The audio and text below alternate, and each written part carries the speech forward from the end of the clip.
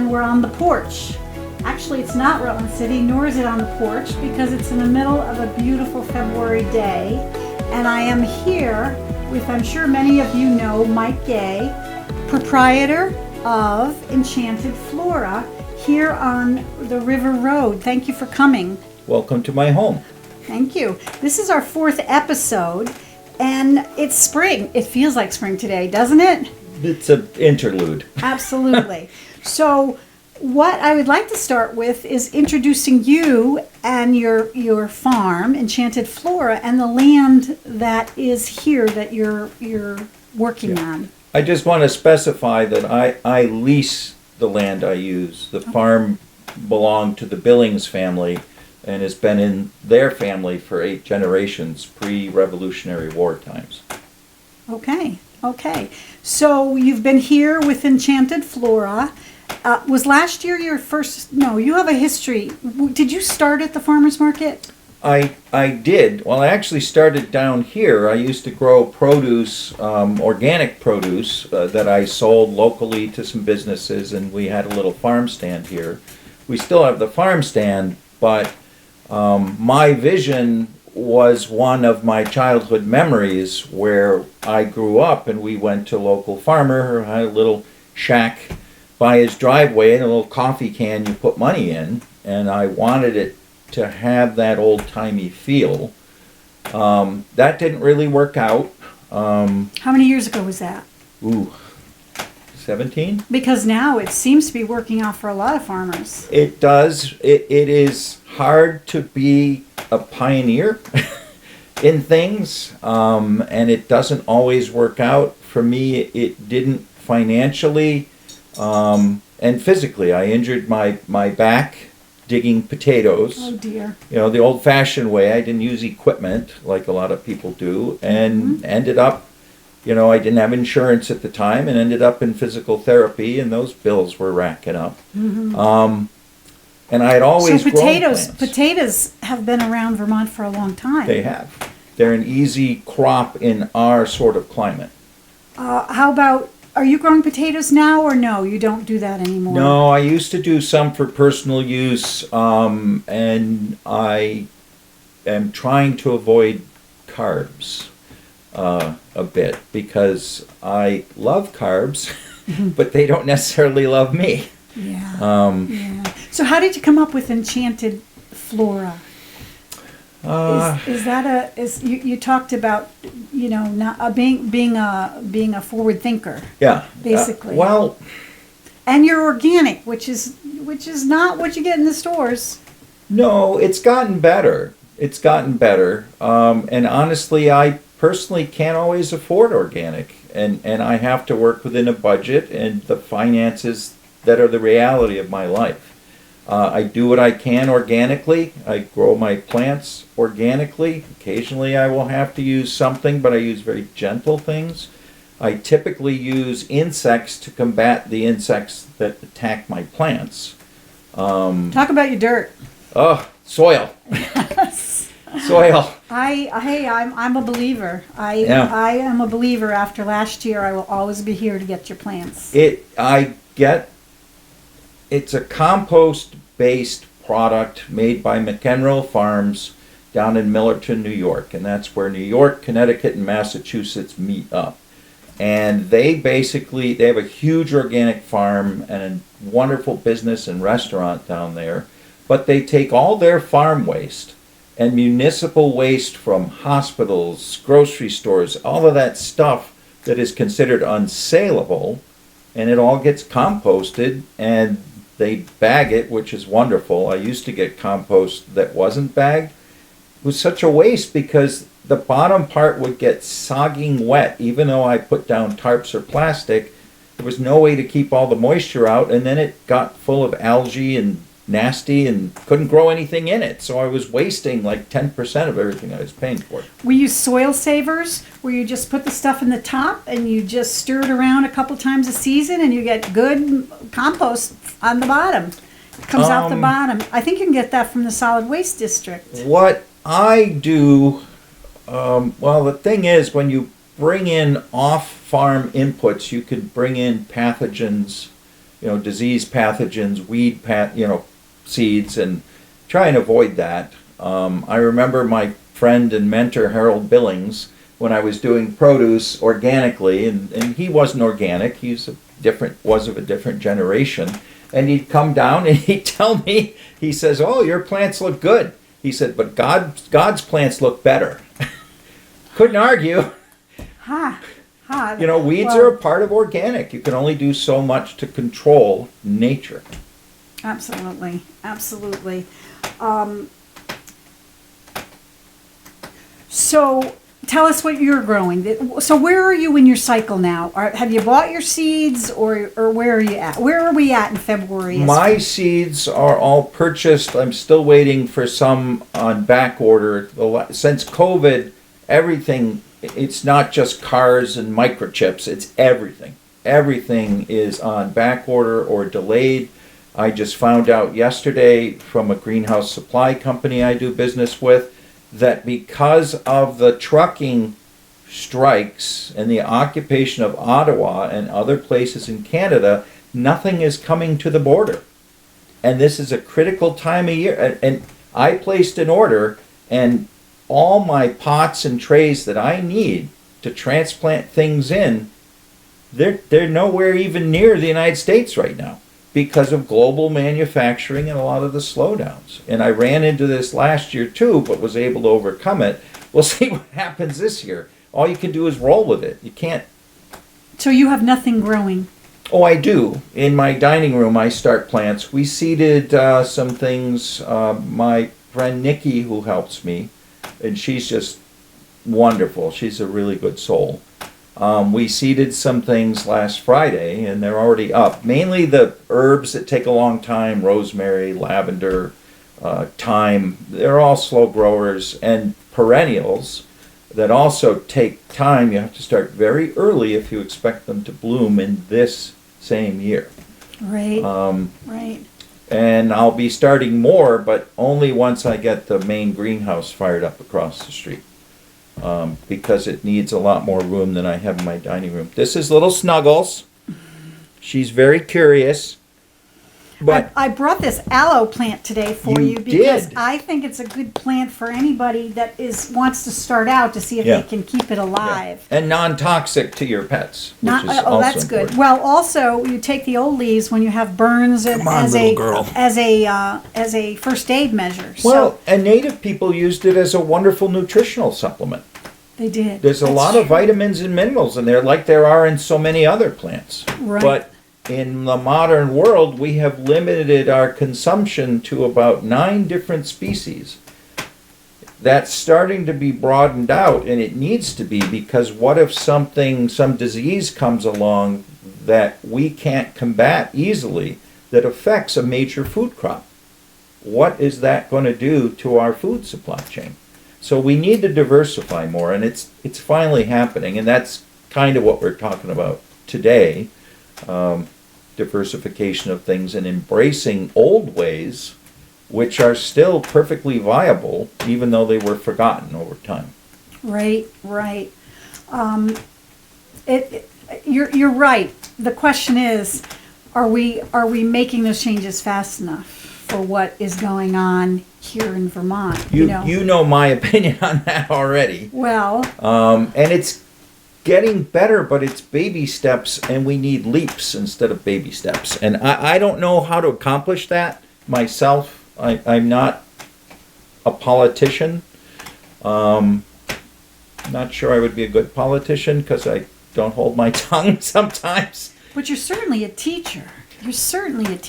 I always have been. Right. And my view is that I can share every bit of knowledge I have, and I still have it when I'm done. And I equate it to love. You can share all the love you have in your heart with friends and relatives. It's still there when you're done sharing it. And that's my whole philosophy. I think it's like the sum is greater than the parts. Exactly. You and I talking about plants and recognizing that it's a worthwhile endeavor, especially if you can multitask or use multi-use of what you are growing. For example, lavender. Oh, yes. Lavender's hard to grow here. If you have the right varieties, it's not so much. I get a lot of my herb and perennial seeds from a company out of Germany, Gelito. And they're great people. They have a lot of varieties that you just can't find. Come on, little girl. That you just can't find in the United States. And their stuff just works because it's top quality. And I pay a little more for it. And it's organic. It works. Most of their stuff is organic. Not all of their perennial seed is organic. But all of their herb and any edible flower seeds are organic. So what is organic these days? You know, a lot of our farmers are using old-time practices. Because they worked. Because they work, and because the alternative seems to be using chemicals and all sorts of artificially made products that delete the goodness of the soil. Yeah, exactly. And that's what we're running into, not just locally, nationwide and globally.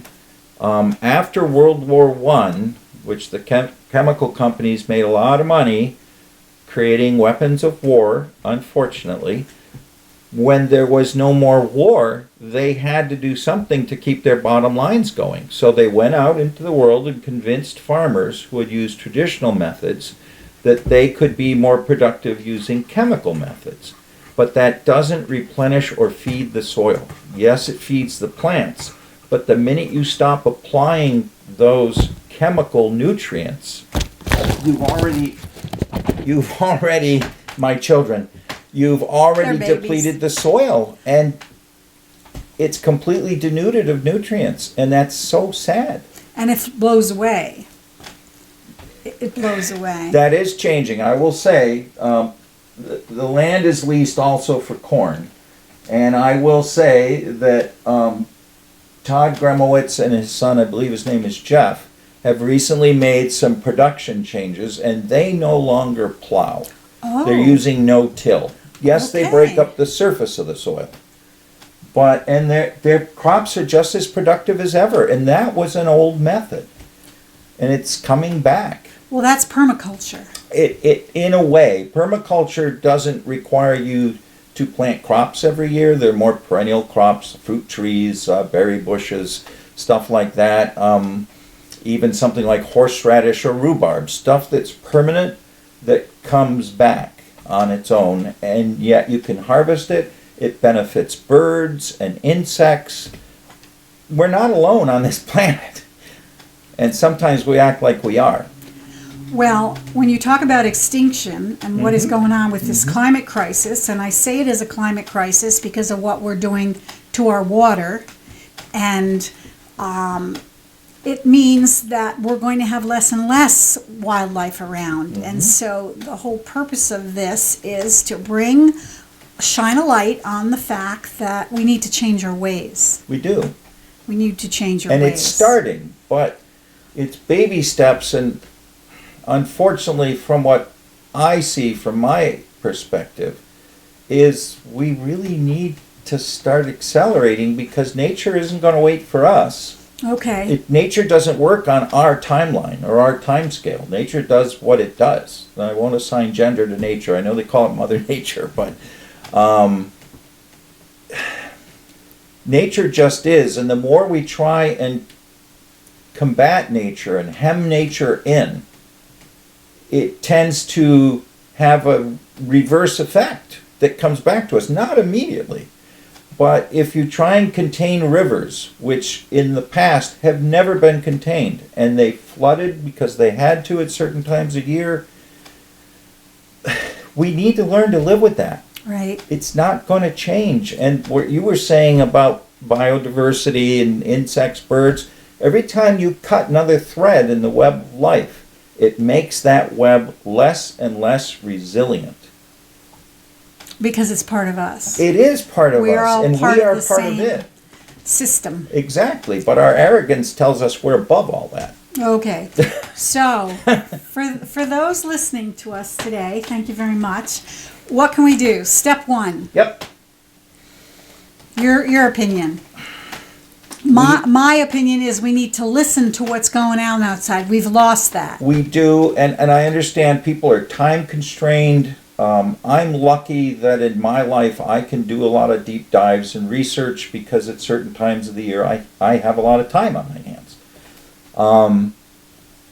But we need to learn to fall in love again with the natural world and everything that means, and learn that we have to share this place, which the more research and investigation we do out into the universe, we find out every day how rare and special this planet is. It doesn't matter how it became this way, whether it was naturally or through some divine intervention, we should be caring for it and taking care of it, and we're not. Which leads us to your rain gardens, trying to prevent runoff, because our society produces a lot of unnatural toxins. It's just the way it is, and you have to go back forever to try and figure out how we got here, but this is where we're at. Absolutely. And runoff brings a lot of toxins into our water systems, and they don't typically go away. Right. So now it's up to us to pay attention to what's going outside. Yep. And that's the whole idea of on the porch. Because if you're able to get outside every day, and I think there's some people that are not only get outside, but to use your senses, use your hearing and look. It's absolutely magnificent. And I understand that if you can get your hands in dirt, that's like Prozac. It's healthy. That's like Prozac. It is. They've done study after study, and it is our disconnect from the natural world that causes a lot of both medical and psychological issues, because we are creatures of nature, and we've divorced ourselves in a lot of ways from it, and that's unfortunate. And I'm not saying that we should all be living in huts with loincloths. I think we can find a balance. Absolutely. And the balance is different for everybody, but at least it is being aware. It's an altered view from what we have been fed for quite a long time. And mindfulness. Mindfulness is a good way to talk about it. I absolutely agree. And what better place to start than in here, in our own starts hometown. at home. Right. Everything does. Right. So get outside every day. Get yourself a plant to start caring for, and start paying attention. Plant babies. Absolutely, absolutely. And share with your, I think the whole secret of this is coming together as community. Exactly. That we've lost that. We've lost that. That, unfortunately, is a symptom of our times, and the internet and information technology has really brought some good things, but it's also brought with it some not so good things. And again, that requires balance. It requires balance, and it requires thought and thinking, but a lot of people are so stressed, working 2 jobs, 3 jobs sometimes, they don't have time to research. And which is why I try and educate people, anybody who will listen to me. Yeah, it's where we are getting our information from these days. You have to pay attention to that. All information is not equal. That's correct. That's correct. And the information is being less available, which is why we're doing this PEG TV show. Yeah. So you want to talk to your friends. And what I see as a really positive thing come spring is we have that, what is it called? Front Porch Forum. Yep. You belong to that. And you're able to put out there what you have to share. Exactly. Is what it comes down to. And it's my view that it's a universal law that the more you share, it will come back to you. I agree with that wholeheartedly. It Whether it's knowledge or whatever resources, that capitalism seems to be based on go in there, suck out everything you can, and be damned with. But we're seeing the results of that, and it sometimes takes decades or centuries before you see the negative results, and we're seeing it now. And we tell ourselves we are so smart and so intelligent, but then I look at our actions as a civilization, and so there are days I honestly question that, and I include myself in that. You know, for a long time, I was a slow learner and didn't respond to some of the problems that were happening in our society because I was busy and focused on me and my own little fiefdom. And we need to have a broader view. Sometimes that's survival, though. And It I think is. there's an awful lot of people here. I think what you're talking about is wonderful job opportunity that is worthwhile and beneficial to your health as Oh, far yeah. as working in the fields.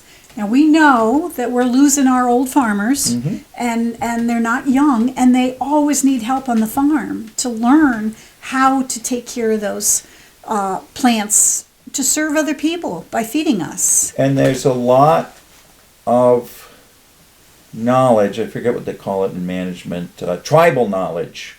When you have somebody who's a senior member of a business, if they haven't trained somebody with their information, that information goes. And it dies with those people. And that has been happening for centuries now. And there's a lot of old ways that actually weren't that hard and were more beneficial. That's correct. That's great. Like, well, let's talk about it the indigenous ways. Take care of your earth. Take care of your land. Take care of your elders. Yes. And it's not hippy dippy. It's not. It's just the right thing to do in a society. Use only what you need. You don't have to pull all the onions. What are the green onions called that are coming scallions? out? No, the woodland onions. Oh, ramps. Ramps. Yes, You the don't wild garlic. yes. You don't have to take all the ramps or all the mushrooms. You can leave them for the woodland friends. We that haven't eat quite them figured too. that out yet.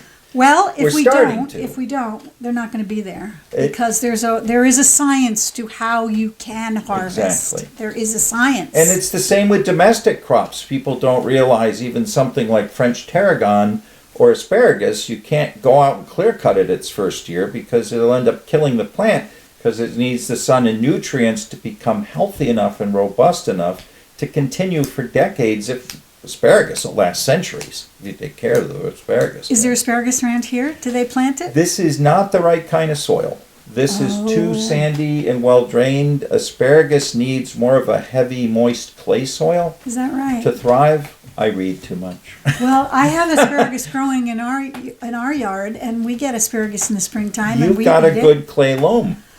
Well, it's mostly compost that we've put in there because it's better than having to buy it to make it yourself. is. Listen, thank you so much. This was really very enjoyable talking to You're you. I think we're welcome. going to have to do that again seasonal. It's always a pleasure talking to you, and I really appreciate your support of my small local business as Absolutely. well. Absolutely. And you have done much to help me last year and again this year so Well, far. thank you. And that is Thank you. Like I said, something I'm I'm a grateful true for. believer in your products because I've been buying lots of products for lots of years, and I could not believe how well your plants did. whatever I'm doing works, and I try not to let ego get into my business. And I don't worry about what my competition is doing. I worry about me, and every year I try and be better and do better. It's not always profitable, but I'm a capitalist because I have to be if I want to stay in business.